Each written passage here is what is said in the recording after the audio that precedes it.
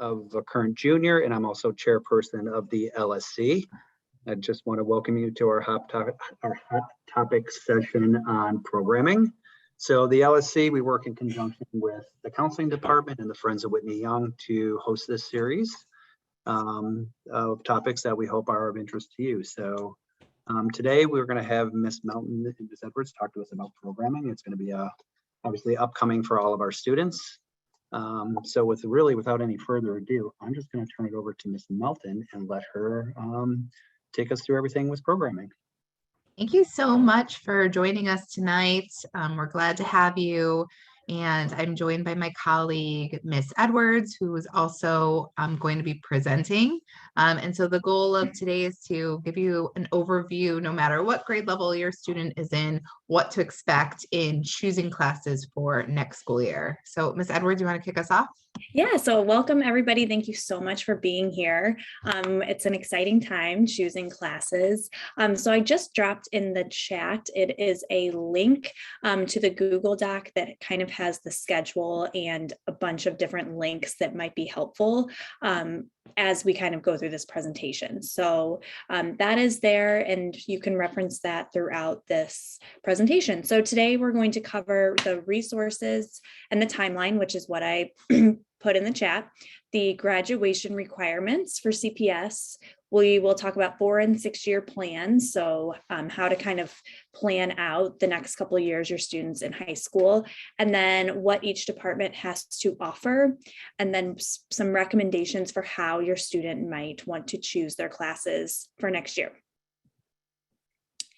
So on the counseling website, which you can get the link from straight from the Whitney Young website, or if you go to wyoung.org/counseling, you will get to our website. So we have a whole folder called Programming 2022-23, which is full of all of the resources that you and your student might need throughout this process. So 4- and 6-year plans are there, the videos from the different departments, the schedule again is there, course registration guide, all of that you can find in this one spot.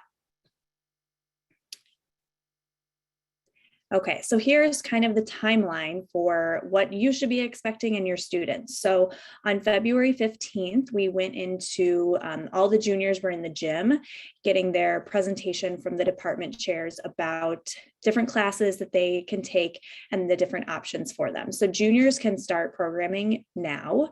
They were sent the instructions for how to choose their classes in Aspen. And so that is something they can be working on starting now. On the 22nd, so this past Tuesday, sophomores got their presentation. And in the next couple of weeks, their counselors will be coming into their advisories and helping them program and pick their classes for next year. Freshmen will get the presentation on March 1st. So coming up next week, they will hear about their options and how to program. And then March 8th will be the academic center. Just so you know, the classes and students aren't getting their classes. It's not like first come, first serve. So even though the juniors might be starting to pick their classes first, that doesn't necessarily mean they're getting priority. So, they don't need to panic and, quickly go in and choose classes. We want them to be mindful and be sure they're really thinking about what they're going to take. So then March 9th and 16th, the 7th grade class will have their meetings. And then on the 14th and 15th, the 8th grade class will. So then our hope is to have students choose their classes and turn in a course registration form by March 31st. And then the absolute last day to make any programming changes will be April 29th. So the students do have time to be thinking about this and choosing their classes wisely. So this chart is from CPS directly. So this is the CPS Graduation Requirements. And you can see all of the subjects and then the number of credits. So students earn 0.5 credit each semester for each class. So if I'm enrolled in English 2, I earn 0.5 in the first semester, 0.5 in the second semester to give me a total 1 credit. So you'll see for English that 4 credits are required. Here at Whitney Young, we have students take English every year that they're enrolled. So even if they're coming through an academic center, they would be taking an English class every year that they're at Whitney Young. Math is always a little confusing because it's 3 credits, but that's starting in grade 9. So if a student took algebra in 8th grade, even passing the algebra exit exam, they'll still need to take 3 years, freshman, sophomore, junior year of math. To be giving our best advice, what we hear consistently from college admission reps is that colleges want to see a math senior year. Students often have to take a math when they get to college. And so if they don't take a math senior year, they're at a disadvantage as far as being successful in that college class. So even though math is at 3, we would recommend having that 4th year, that senior year math. Science, 3, it has to be biology, chemistry, physics.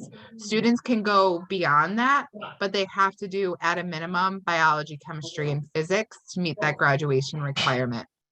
World language needs to be 2 years of the same language. So if a student starts in, let's say, Spanish, and they feel like, oh, it's not a good fit for me, and they switch in the following year, do Mandarin 1, they are going to have to do Mandarin 1 and 2 in order to meet that requirement. So it's 2 years of the same language. For social science, very specific, it has to be a world studies class, which at Whitney Young is going to be either honors regular world studies, AP world history, or AP human geography. So any of those 4 will meet that first year requirement. Every student has to take US history at either regular honors or AP. And then for their 3rd social science, it's going to include a civics. And so when we get to the social science slide, we'll show exactly which classes have that. But we have it broken down 2.5 social science, 0.5 civics. It's really 3 social science total. For the arts, it can be any type of art, visual, performing, total of 2 credits. For PE, it's 2 credits for graduation, but it is required by CPS that high school students take PE every year unless they are granted a waiver. And so it is recommended that students would take PE junior and senior year. It is offered at the honors level. Computer science, 1 credit. Career education is basically a class that goes beyond the graduation requirements. So if a student elects to take that 4th year of math senior year, that would count as career education. If a student decides to go beyond their 2 years in a world language, that counts as career education. So there's not, a spot in the course guide where all the career education classes are listed. Students naturally kind of meet this requirement as they continue with their classes. Electives, again, any class could really count as elective. So if I decide to take additional art classes beyond the 2, if I decide to take additional a science class my senior year, it can count as an elective. So again, there's not a section in the course book that's called elective. Students are going to fulfill this just by building their schedule. Service learning projects at Whitney Young are in the biology class and the civics class. Civics is actually citywide. One of the service projects is housed there. And we have some other classes that offer it. So if a student misses it in biology, they have the opportunity to make it up before graduation.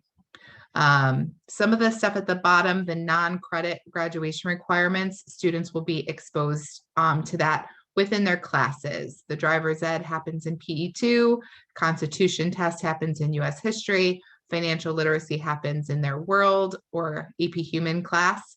So all of the requirements will be met. So every student will have access to a transcript. So this is a screenshot of a CPS transcript. And I just want to take a moment so that families can be familiar with how to read it.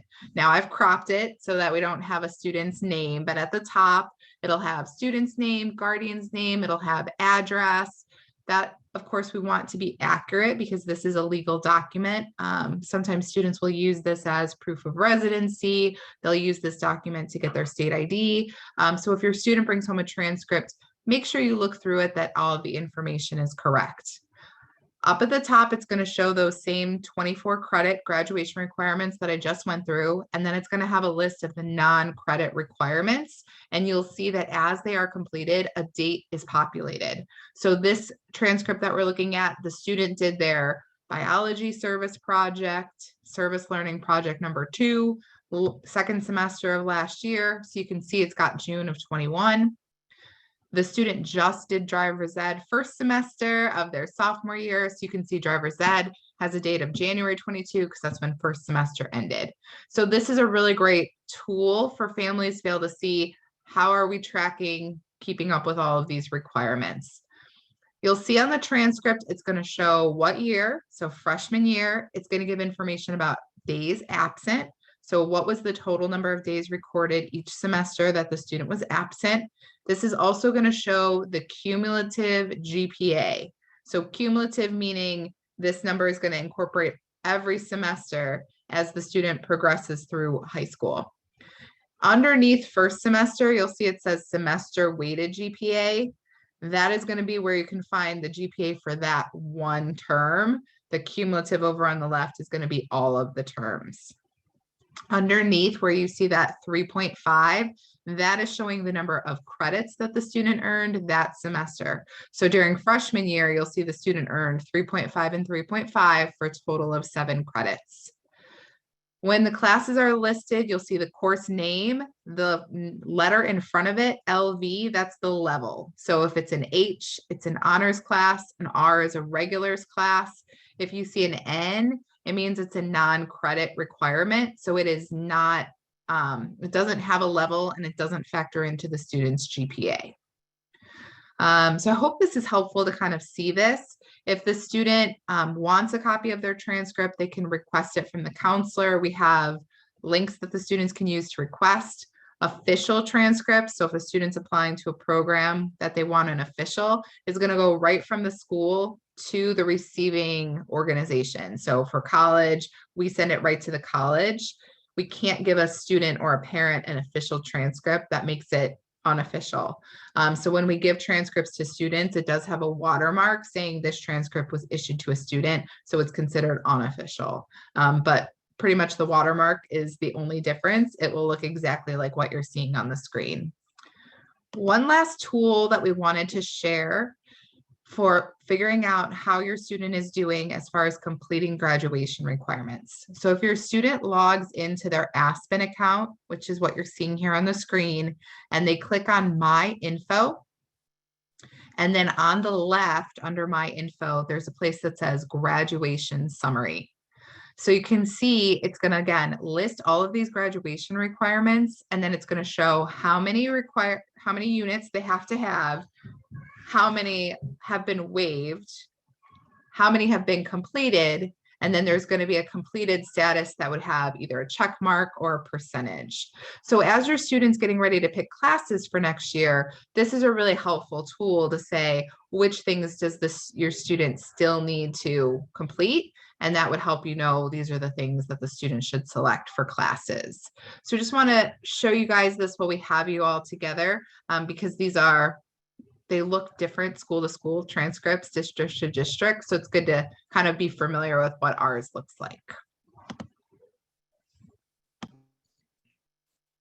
Okay, so this is an example of a 4-year plan. So we mentioned at the beginning that students are able to complete a 4 or 6-year plan depending on how long they're at Whitney Young. So basically this is a way for students to kind of map out the classes they want to take each year. So we have a place for them to put their English class, math, social science, science, world language, PE, and then an electives column. So they can fill it out for freshman year. And then once they finish freshman year, they can plan out the next classes that they have. So it's helpful to see once they start completing graduation requirements, they'll have some open slots in some of the categories. So they can see if maybe they want to take some other classes that are offered that they haven't had a chance to take yet. So the 4-year plan is not mandatory, but it is something that can help visualize the 4 years that they spend and the classes that they're able to take in those years. Then we have an example of a 6-year plan. So if your student came from the Whitney Young Academic Center or a different CPS academic center, they would want to fill out the 6-year plan to include classes they took in 7th and 8th grade that they earned credit for. So some students might take, they might start taking their math in 7th grade and earn high school credit, or a social science or an English. So whatever classes that they were able to earn credit for those 2 years, they want to be sure to put this in the plan so that they can have this visual of what classes they can take next. So we'll post a link in the chat to these templates, and you can also actually find them in that first link that I posted right at the beginning. So you can fill out a blank one. Oh, Miss Melton just did it. So you can fill out a blank one with your student and kind of keep that. It might help to do it in pencil, so you can kind of switch things around if you want to as you're planning, but really use it whatever way works best for you. Okay. All right, so we're gonna go quickly department by department because we want to be respectful of everybody's time. With the screen grabs that you're seeing, these are all from that course guide.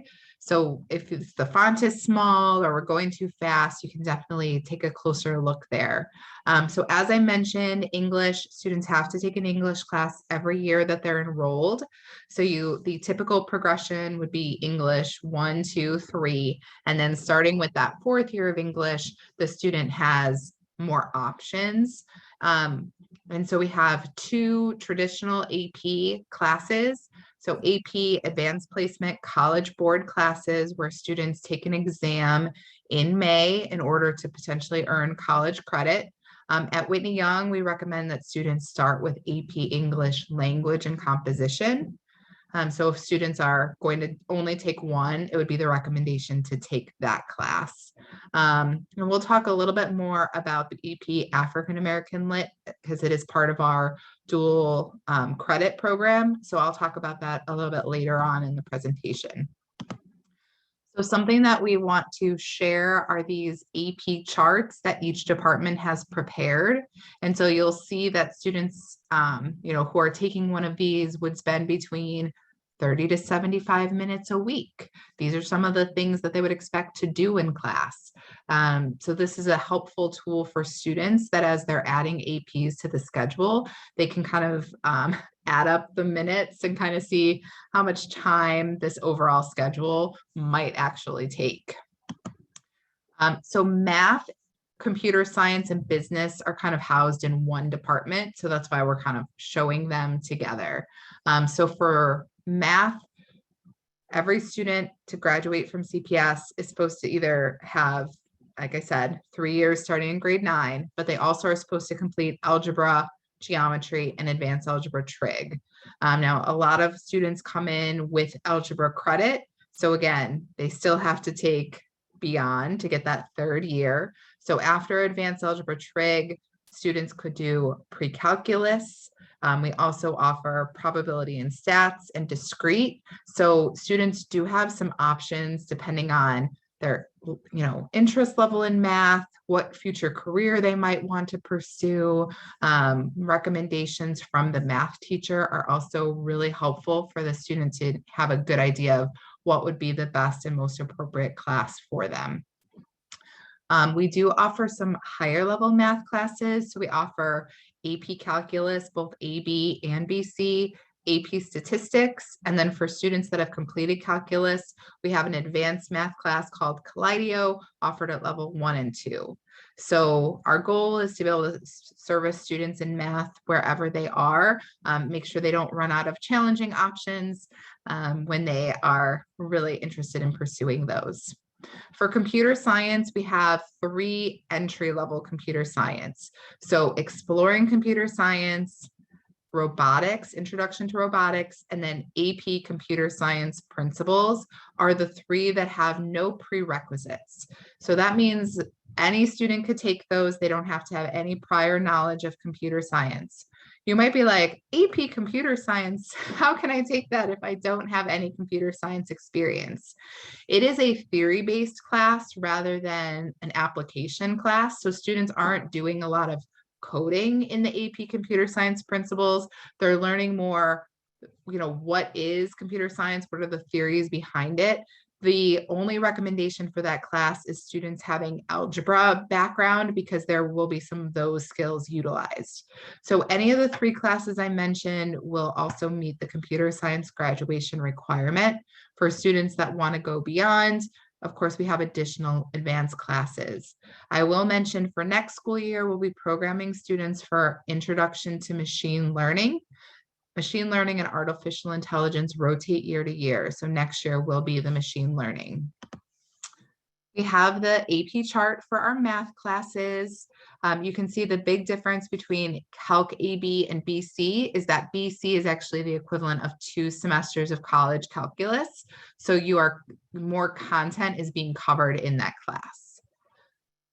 And then for the AP Computer Science, also we have a chart. So you can see with the AP Computer Science principles, as I mentioned, students are going to be doing some stuff that requires algebra, but don't have to have the introduction to computer science.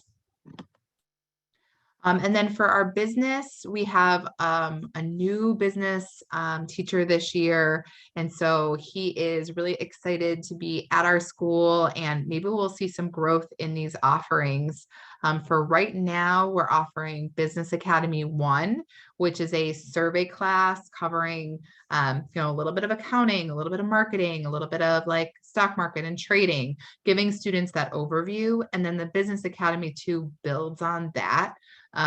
So those are both options that are really great for students who might want to do a career in business or think they might want to and want to learn a little bit more about it.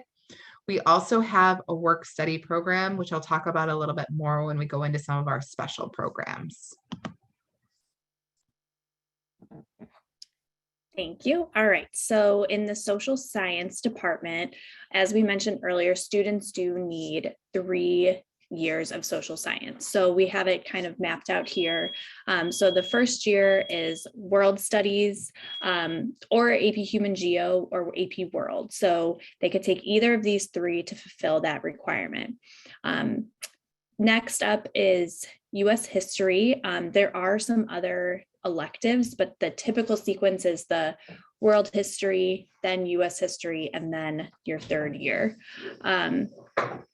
So the 3rd year, they also need to get the half credit of civics. So we have listed all the different classes that can cover civics.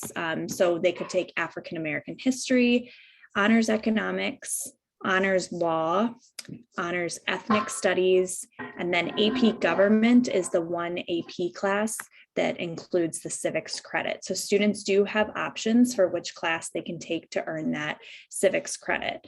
Then we also have a ton of social science electives. So if students are interested and this is a topic or a subject that they really like, there are plenty of options for them to continue with these classes beyond what is required for graduation. So then we also have the chart with the AP classes for social science. It's kind of hard to read, so this might be a good one to read directly in the course guide, but it's kind of structured the same way where it shows the college equivalent of what the class may be, how much textbook reading there is. So I think that's kind of the place where it's helpful to focus on for how many minutes a night students might spend. And that's important to think about when you're choosing how many APs and which ones you would like to take. So as you can see, there's lots of options in the social science department for students to take some higher level, more advanced classes. So then the science department. So students are also required to do 3 years of science. So the sequence is biology, they can take regular honors, then chemistry, regular honors, and then physics.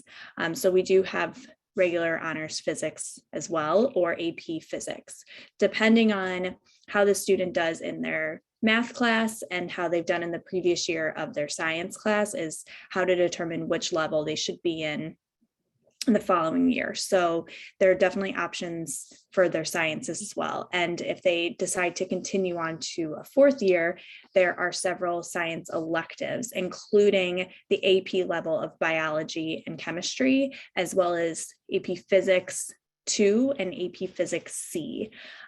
There's also a couple other science electives for students who might be interested in some other topics in the science category. So students are definitely welcome to continue with their science classes beyond the graduation requirements. And here's another chart of for the AP science classes. Again, I know it's a little bit hard to read, but these are all also in the course guide. I put that link in a couple chats ago. So if you want to click on that to look at this more in depth, this also breaks down the content of the classes and then potentially the amount of time students would be spending on homework each night. So really important as we're going through this to remember that AP classes are definitely encouraged if a student is interested in the subject. So if they really like physics and they're really into math, definitely go with those AP classes. But the departments made these charts to help you visualize and think about how much time you might be spending on each class. So for world language, Whitney Young is fortunate to offer many options. As I mentioned, students have to have 2 years of the same language. So if a student starts in Spanish 1, they should keep going to Spanish 2 to fulfill that graduation requirement. Our newest addition has been American Sign Language, which is offered at the honors level, levels 1 and 2. And we do have a deaf and hard of hearing population of students at Whitney Young. So it's really, I think, just an excellent part of our school community to have more of our students able to sign and interact with those students. And we have a bevy of interpreters and deaf and hard of hearing teachers who are signing in the building. So there's a lot of opportunities to practice using the language with students and with adults.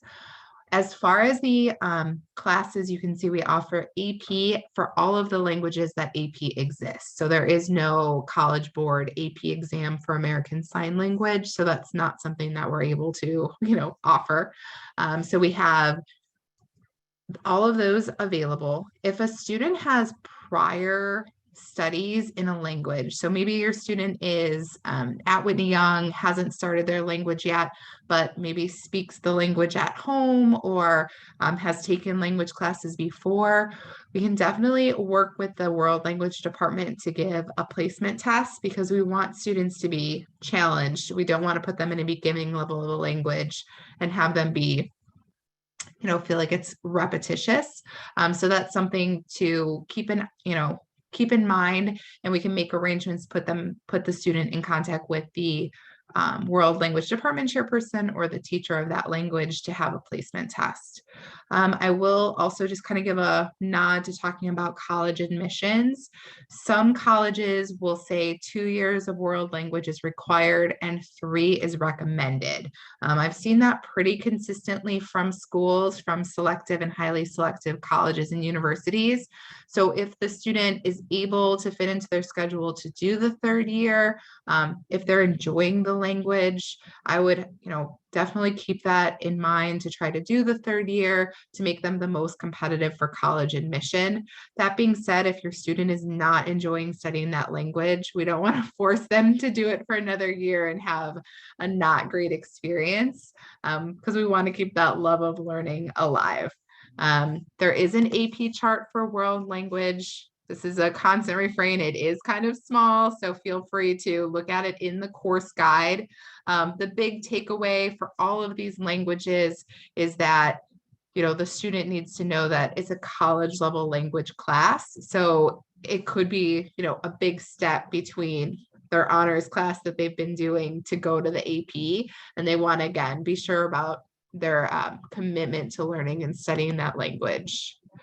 So for PE, something that our PE department has done is really been thoughtful about designing upper level PE classes that our students are really interested and excited to take. So our PE1 and PE2, they are the things that we have to cover. We have health in there, we have driver's ed, the students go through, just a variety of different units. But then for junior and senior year, the students get to choose what they would like to pursue. So for our yoga class, we have a certified yoga instructor who also has her educational degree.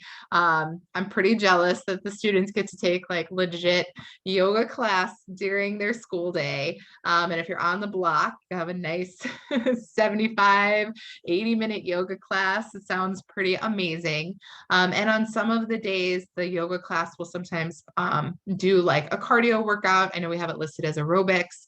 Some days will be more of a mental relaxation, meditation. So it's a really great class for self-care for students to really give them life skills in self-care and such. The strength and conditioning is really our CrossFit class. So we have our CrossFit teacher is a certified personal trainer, does CrossFit, leads by example, plans like amazing workouts for the students. If your student is an athlete or, really wants to, get in great physical shape, really wants to get a workout in as part of the school day, that CrossFit class is amazing. And for us adults who have had to pay out of pocket for a CrossFit or a HIIT class, there's a lot of value here that's part of the school day. Weight training is in our Whitney Young weight room. Again, great choice for athletes to be able to get some of this conditioning happening during the school day. We have a state of the art weight room with, fantastic equipment. So the teacher is making sure the students know how to use those pieces of equipment correctly to avoid injury, know how to design a program, to set goals and then how to achieve them with that weight training. And then our lifetime activities is really for the student that has been enjoying their PE experience, like wants to have basketball, wants to have badminton, wants to do a golf unit, wants to have those kind of fun competitive units. And so it's a really great variety for our upperclassmen. And as a bonus, they are honors credit for those PE3 and PE4. So it's going to give a positive impact to the GPA. I know there were some questions in the chat about PE waiver. So we highly recommend that all of our students register for PE. If the student needs to recover or take a class in order for on-time graduation, they are allowed to replace PE with that academic class. Or if the student, is having trouble fitting something in the schedule that they really need for competitive college admission, hey, I really want to take that 4th year of math. The only way that I'm going to be able to fit it in is in place of that PE class. That would also be grounds for a waiver. Students do not have to apply for a waiver to take dance. It's just considered another physical activity, so students can program for dance without having to do a waiver. And the counselor can definitely kind of answer specific case-by-case questions about students with PE, but we would really encourage you, parents, to encourage your students to keep PE on the schedule. It's really a great benefit for not only their physical, but also their mental health. Okay, so performing arts, as we mentioned earlier, students do need 2 years of arts credits to graduate. So those can be in the performing or the visual arts. So we'll start with performing. So we are so lucky at Whitney Young to have so many amazing programs that students can have the opportunity to join, and they don't need to have any experience. So there are all these beginning level ensembles where you can join, even if you have never picked up a guitar in your life or you've never sang before. This is the time to try something new. So you can see, well, hopefully you can in the beginning level. So students are able to take the first year of piano, guitar, orchestra, band, choir, dance, or drama. So lots of options. There's really something for everyone. And these students make beautiful music. I don't know if you've ever gone to a Whitney Young concert or heard any of these ensembles, but they're truly incredible. So there are, a lot out there for students if they are interested in the performing arts, and they are also able to continue with those classes every year they're here. So we have some students who are in choir or band or orchestra all 4 or 6 years that they're at Whitney Young, which is really awesome. So it's a great way for students to socialize with other students in other grade levels, because they could all be mixed in the same class and have a nice experience during their day, a nice break from maybe a heavy academic class. So then performing arts, we also have a bunch of visual art classes. So if we could go to the next slide, Ms. Melton. The visual arts classes are another opportunity for students to take a art class, even if they have no experience with art. So on that top box where it says first year art courses, those are all classes that students are able to join, even if they don't have any experience. So they can do drawing and painting, mixed media, which mixed media was described to us by the art department chair as multiple media. So the students do a little bit of sculpture, some drawing and painting, kind of a mix of everything. They can also do sculpture, film and video, or textile and fiber art, which is the fashion class. So those are the 5 honors level entry art classes that students can take. And then again, they're able to advance on to higher level art classes if that is their passion. So we have 4 different AP art classes, and then also some higher level of some of the other courses. So they can take film and video 1, 2, and 3, and fashion 1 and 2. Here's another AP chart as well. So something else to reference in the course guide, but as a reminder of the 2 years of fine arts, students can mix and match. So they could do 2 years of visual, 2 years of performing, or 1 of each. So they are able to do a little bit of everything if they would like. And the visual arts classes are also another amazing opportunity for students to have a class where they listen to music and they have fun and they're able to express themselves and be creative and just be in their own space making these wonderful pieces of art. So if students, beyond their 2 years want to stick with art classes, there is a lot of them to go around. So those are the 2 art options for students.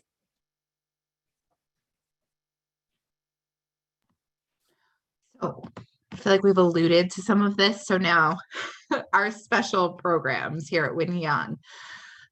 So AP Capstone is fairly new. I think it's been around maybe since around 2016. AP Capstone was created by College Board as a special recognition diploma or certificate that students can earn based on completing 2 classes, AP Seminar and AP Research, and then also taking additional AP classes. So AP Capstone is something that students would decide to do as sophomores, and then they would take it junior and senior year. So it is a 2-year commitment. The first year is called AP Seminar, and it's really allowing students to learn research skills, work in a group setting, work in an individual setting, really get the ins and outs of that formal writing. It is a very different class because the teacher is actually supposed to instruct less and less as the year goes on so that the students have to be more independent. And then for the second year, the AP Research, the students are going to use the skills that they gained in year 1 and design their own research project, conduct the research, analyze the data, and then again, prepare formal writing based on that. There is a lot of input for students of what topic they choose, both in the seminar and the research, so that students can choose something that they're really interested in and excited to learn more about. So the sophomores got to hear about this on Tuesday from Mr. Tabalacci, who's one of our AP Capstone teachers. In the programming folder, we also have a recording of last year's presentation that he gave on Google Meet. So we weren't able to film the one in the gym on Tuesday, but we have this excellent resource. So if you want to learn more, College Board on their website also gives an overview about AP Capstone. Students really need to be good at self-direction, self-motivation, working both in a group and independently. So it's, it's really something to consider. So if you have a parent of a sophomore, they'd be working on that application. It's due a week from Friday. And then for freshman parents, academic center parents, something to kind of think about on the horizon. So work study is a really unique experience that Chicago Public School students have access to. CPS has partnerships with a few different businesses in the city of Chicago, and students are able to do a paid internship and also earn high school credit. So this is open to seniors only. So juniors would be the ones to apply. The student would go through the application process, and if selected, their typical, coming to Whitney Young in the morning for classes and then reporting to their place of work from about 1 to 5 p.m. Monday through Friday. And it is paid. I want to say it's around $15 an hour that the students are earning, in addition to earning credits. So it's a great program for students that are interested in pursuing a career in business. But I've had students that just thought the program sounded cool and wanted to have that experience. So students don't have to have that, business experience or have that particular, plan to go into business. So Miss Heaney is our CPS work study coordinator. We've included her email address, and she's actually going to be in our building next week, Wednesday, during all of the lunch periods, so that students have the opportunity to meet with her, ask questions, learn more about how to complete the application. And I already did put a reminder about that in the weekly with that date. So if you have a junior student and you think this might be a good fit for them, encourage them to go during their lunch period and learn more. Next, I'm going to talk about senior experience, which is also something that our current juniors would be completing an application for. Senior experience was kind of designed when we had students coming from an academic center that had, met their graduation requirements, maybe had taken a lot of classes that suited their particular interests and kind of wanted more in that particular subject. And so students can design their own year-long project on a topic that they're, passionate and excited about. There is a lot of flexibility here, but it's totally student designed and planned. So we don't have like a bank of senior experiences that we're like giving to students. The student is going to, create a proposal of what their senior experience would look like, identify a supervisor, and kind of lay it out. So to give a couple of examples, I have, students who have been really interested in pursuing a career in education. And so they have worked with either a Whitney Young teacher or an elementary school teacher to work as like a teacher assistant. And so the student is excused, or is programmed for anywhere from 1 to 3 periods a day to then go and participate in that experience. So my student that was at the elementary school actually started the day at the elementary school and then came to Whitney Young after they had been at the elementary school for about an hour and a half. And during that hour and a half, they were co-teaching, grading papers, lesson planning, working one-on-one with students, having just a really authentic experience in education. I know last year I had a student that was really passionate about journalism, had an unpaid internship at a media outlet in Chicago. And so they would come to Whitney Young and take a class because the media outlet didn't open as early as 8 a.m., take a class, head downtown, put in time there for their unpaid internship, and then return to Whitney Young to complete the rest of the day. And we've had students do them at museums, nonprofits. We have students do them at Rush, at UI Health. Like there's just a lot of different things that students have created and have found. Sometimes Whitney Young teachers also serve as the supervisor. So we've had students that want to create an art portfolio or put on an art show. We've had students that want to design like computer apps. And so one of our computer science teachers has been their supervisor. So even if you don't have a senior, it's definitely good to be kind of thinking ahead about this. Maybe there's a family friend, maybe there's somebody that lives in the neighborhood that might be a good connection to help your student with kind of coming up with this senior experience. We talked about it with our juniors right before winter break in December, so that they would have a couple of months to be planning and thinking about the senior experience. And the application is due March 4th. So we are about a week out from that. So hopefully students have already kind of been in the planning stages, but they do still have some time in the next week to kind of finalize, get the application in. The application is not complete without a parent signature giving consent to participate. So parent and guardian is a part of that discussion and knows what the student's plans are. So we also have the opportunity for our Whitney Young students to earn college credit while they are enrolled at Whitney Young. This is a little bit different from an AP because the student has a college transcript and it's not dependent on how they do on the exam at the end of the year. So currently with Loyola, we have one pairing for AP English Literature and Composition. And then for next year, we're going to have 4 pairings with the City Colleges of Chicago. So with the Loyola class, there is a tuition. So students who enroll in AP Lit have the option of also paying a discounted tuition to Loyola. And then the student has a Loyola transcript and the AP Lit appears on their Whitney Young transcript. For the City Colleges of Chicago, if a student enrolls in the class, they are also automatically enrolled in the City College class and there is no cost. So if we have a student that chooses to take African American literature as their English class, they're enrolled in African American literature at Whitney Young.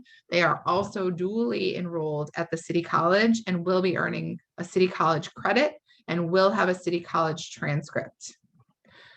With the African American literature class, this will be the 3rd year that we're offering it. The other 3 that I'm about to mention will be new for next year. So we will have African American history, AP French, and then AP Spanish for native speakers. And the way that these courses are identified is that the teachers who teach them have to have the correct qualifications and be approved by the partner university or college. So that's how these 4 particular classes are going to be pairing with the City Colleges of Chicago. For these programs, in order for the student to earn the college credit, they do have to earn a C or better. And we want to make sure that students know, like, they are going to be more work than an honors class. They are a college level class, and the students, will have to meet deadlines. They'll have to do the work that's expected of them throughout the year.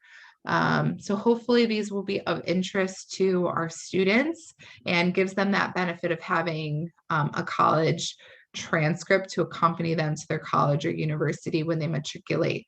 One of the questions that the student actually completes on the common application is, have you completed any college courses, done any dual enrollment? So we're giving students an opportunity to be able to include that there.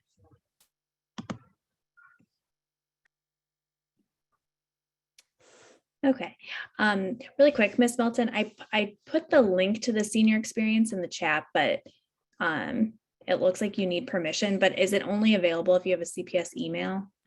Yeah, so the student, I think, would have to be, it's set up that the student has to sign in so that we can capture the student's information. Okay, just want to be sure. I thought that might be the case, but just want to be sure. So if you tried to access that, I apologize. I guess only your student can access it. So ask them if they are interested. All right, so we're going to talk quickly about course recommendations and some things to keep in mind as you're choosing your classes. So obviously, first and foremost, meeting the graduation requirements is priority, but also thinking about the future and what classes are going to set you up to stay competitive as you're applying to colleges. So we definitely suggest that students talk with their current teachers about which classes they think might be best for the student for next year. Another place for you to look is on college and university websites. So as you're considering schools, if you're, a junior or even a sophomore and you're starting to kind of think about college, looking at the school's websites is a great place to start. So we've got a screenshot here from the University of Illinois Urbana-Champaign website that talks about coursework and grades. So for U of I, they have this list of courses that they think would be good to take in high school. So for English, they say 4 years required. That's already our requirement as well. Math, they have 3 or 3.5, but then 4 years recommended. So again, our requirement for CPS is only 3 years, but these are the things we want you to be looking at as some colleges recommend that 4th year. Same with social sciences, lab sciences, they say 2 required, but 4 recommended. Then the language, so world language, again, we require the 2, but they are recommending 4. Now, these are not requirements, and this is just University of Illinois, but these are things, we want you and your student to keep in mind as they're choosing their classes. So then we also have a example from University of Chicago on the next page. Can I chime in real quick? Yeah. So literally I got this email from U of I today. So I screenshotted it and put it in the corner here. Okay. U of I was sending an email to the counselors to say that they're going to be releasing admission decisions tomorrow. And they wanted us to know that there had been a big increase in applications. They did end up admitting the same number of students from Illinois. But just to kind of read this, because I thought it was so valuable, we continue to place more emphasis on students demonstrating consistent achievement at the highest curriculum available at their high school. Students who did not take advantage of available rigor in core academic courses or who did not enroll in recommended coursework were more likely to be waitlisted or denied. And so I just think it really gives weight here. If you are looking at a school and they are saying that this number of years is recommended and it was not completed, that is a reason for the student to ultimately not be admitted. So we always want to just encourage students. We want to make you as admissible as possible. So we want you to do a little bit of research, look at some of those colleges and universities that you're interested in, so that not only are you meeting what's required, but ideally you're also meeting what is recommended. It was just so timely that I got that today that I had to just kind of plug that in. No, thank you. I'm glad you did. I saw that and it was so small that I just didn't know what it was. So here we go. Okay, so continuing on, this is a screenshot from University of Chicago. So we wanted to give 2 examples, one a bigger state school, and then this example from University of Chicago, which is a more highly selective school. So looks kind of similar, but you can see they get a little bit more specific. So for example, the math, they recommend taking through pre-calculus. And then they say 3 or more years of the social sciences. So just a little bit different than what University of Illinois said, but pretty much every college or university is going to have a section like this on their website. So if your student has always wanted to go to University of Michigan and, it would be a great idea to Google the high school course recommendations to be accepted or to be competitive for that dream school, and be sure you're programming for those classes. So we don't want you missing out on an opportunity to be in a class that might be a requirement for your dream school. So then, we have a little bit of time for some questions. I'm also going to put in the chat, we have a handout that kind of talks about different career paths that a student might take, and then which classes we offer at Whitney Young that might kind of help them get to that career. So we'll put that in the chat too. It's just kind of a reference sheet to help you think about the different options that we do have to offer. But thank you so much for joining us. And like I said, we've got a couple minutes left. So if there are more questions, you can put them in the chat, or if you just want to unmute yourself, we would be happy to answer a couple more questions if we have them.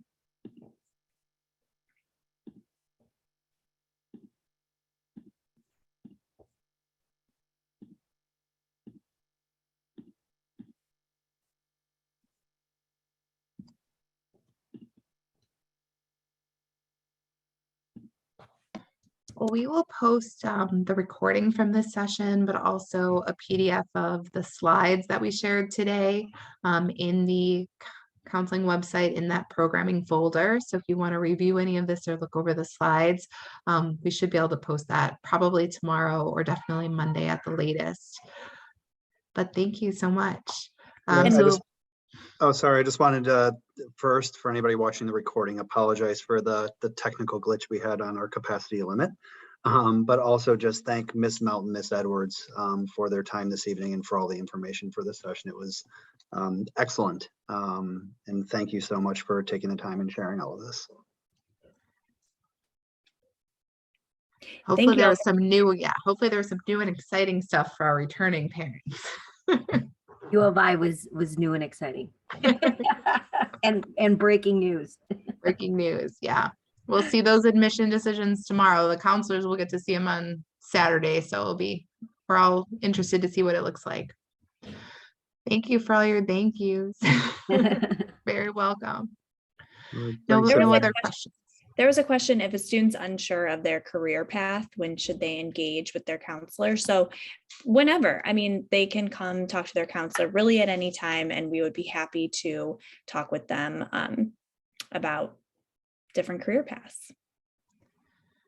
Yes, there's a question about scholarships. So do we offer information on scholarships? Yes, we have a whole other folder on the counseling website with scholarships. And we also tell all the students about CPS Academic Works, which is a CPS specific scholarship website where students can go and see all the different scholarships that have already been vetted. And we know that they're a legitimate source for students. So at any time we receive scholarship information, we send it out to the appropriate grade level that it is meant for.